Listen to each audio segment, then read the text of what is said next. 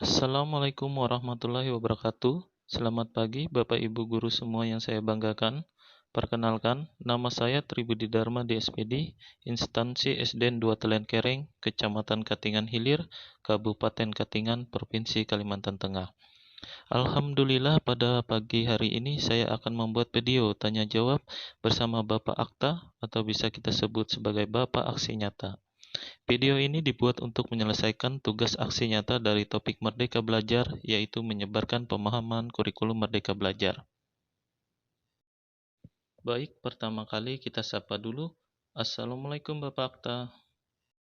Waalaikumsalam Bapak Tribudi Dharma di SPD. Bapak Akta, saya mau minta waktu sebentar agar Bapak bisa menjawab pertanyaan saya seputar kurikulum Merdeka. Siap Pak, dengan senang hati saya akan jawab. Pertanyaan pertama untuk Bapak Akta, apa itu kurikulum Merdeka?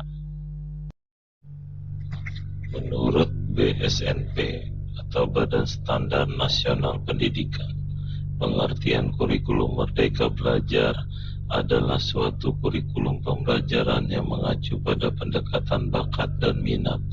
Di sini, para siswa dapat memilih pelajaran apa saja yang ingin dipelajari sesuai dengan bakat dan minatnya.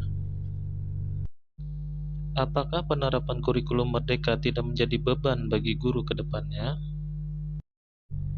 Tentu saja tidak, karena pada pelaksanaannya, guru lebih memiliki keleluasan dalam memilih perangkat mengajar, sehingga proses pembelajaran dapat disesuaikan dengan kebutuhan belajar dan minat peserta didik. Apa perbedaan kurikulum Merdeka dengan kurikulum sebelumnya? Di tingkat SD, ada beberapa perbedaan dalam hal mata pelajaran pada penerapan kurikulum Merdeka. Di antaranya adalah penggabungan mata pelajaran IPA dan IPS menjadi satu yang disebut IPAS, serta menjadikan bahasa Inggris yang sebelumnya merupakan mata pelajaran muatan lokal sebagai mata pelajaran pilihan. Apa karakteristik khusus yang digunakan dalam kurikulum Merdeka Belajar? Karakteristik khusus yang digunakan dalam kurikulum Merdeka Belajar adalah 1. Pembelajaran berbasis proyek yang bertujuan untuk mengembangkan soft skill dan karakter sesuai profil belajar Pancasila. 2. Berfokus pada materi esensial sehingga tersedia waktu yang cukup untuk pembelajaran yang mendalam bagi kompetensi dasar seperti literasi dan numerasi.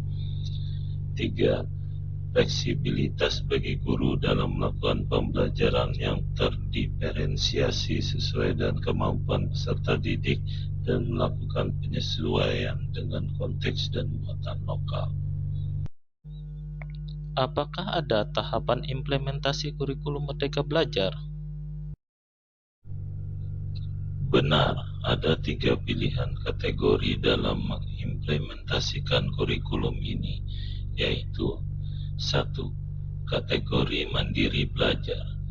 Kategori ini memberikan kebebasan kepada satuan pendidikan untuk menerapkan beberapa bagian dan prinsip kurikulum Merdeka Belajar dengan tetap menggunakan kurikulum sebelumnya.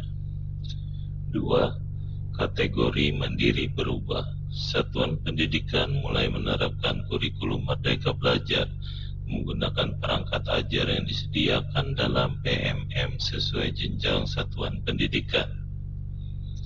3. Kategori mandiri berbagi.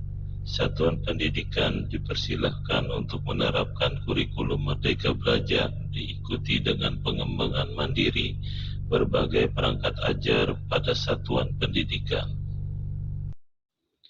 Apa kelebihan dan kekurangan kurikulum Merdeka Belajar?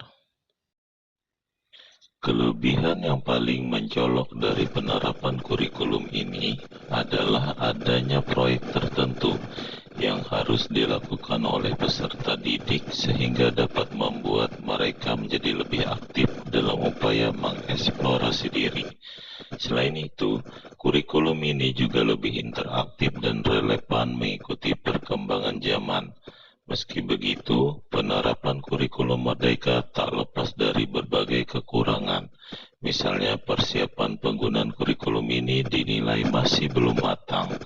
Hal ini terlihat dari masih kurangnya kompetensi sumber daya manusia atau SDM untuk melaksanakan kurikulum ini.